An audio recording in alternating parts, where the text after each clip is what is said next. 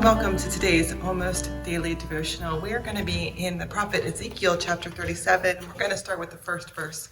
It goes like this. The Lord's power overcame me, and while I was in the Lord's Spirit, he led me out and set me down in the middle of a certain valley. It was full of bones. He led me through all around, and I saw that there were a great many of them on the valley floor, and they were very dry. He asked, "Human one, can these bones live again?" I said, "Lord God, only you know." He said to me, "Prophesy over these bones and say to them, 'Dry bones, hear the Lord's word.' The Lord God proclaims to these bones, 'I am about to put breath in you, and you will live again. I will put sinews on you and place flesh on you and cover you with skin. When I put breath in you and you come to life, you will know that I am the Lord.' I prophesied just as I was commanded. There was a great noise as I was prophesying, then a great quaking, and the bones came together, bone by bone. When I looked, suddenly there were sinews on them. The flesh appeared, and then they were covered over with skin, but there was still no breath in them. He said to me, 'Prophesy to the breath. Prophesy. Say to the breath, the Lord God proclaims, come from the four winds, breath, breathe into these bodies and let them live.' I prophesied just as he commanded me. When the breath entered them, they came to life and stood on their feet, an extraordinarily large company." This is one of the more vivid passages in the Old Testament. It's an old favorite of my mother's. In fact, when she was preaching, her congregation once asked her to stop preaching on it because she preached on it so often. It's a great passage. It comes with the song, dry bones, them dry bones, right? You teach your kids the head bones connected to the neck bone and all that. It's a great passage because it's so vivid. But it's also a really disturbing one if we dig really deep into it. Ezekiel is standing in a land, a desert, full of dry bones. Now you have to think about how those dry bones got there. If it's full of dry bones, it wasn't, by happenstance.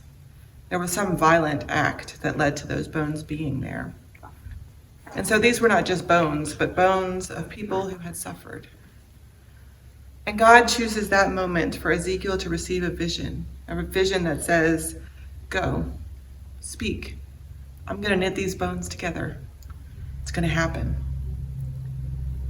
And now it's hard for us, I think, modern folks to picture this, but John Calvin, who was a great Reformation thinker and who framed a lot of what the Reformed tradition believes to this day, said that this passage shows to us and reminds us of two things.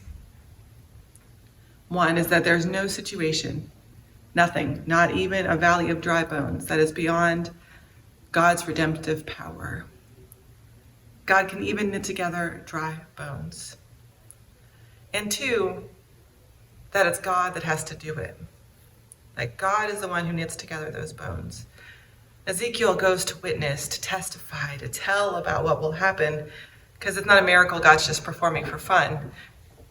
But Ezekiel goes and testifies to God's miracle, saying, "Look at what God can do." But only God can do it.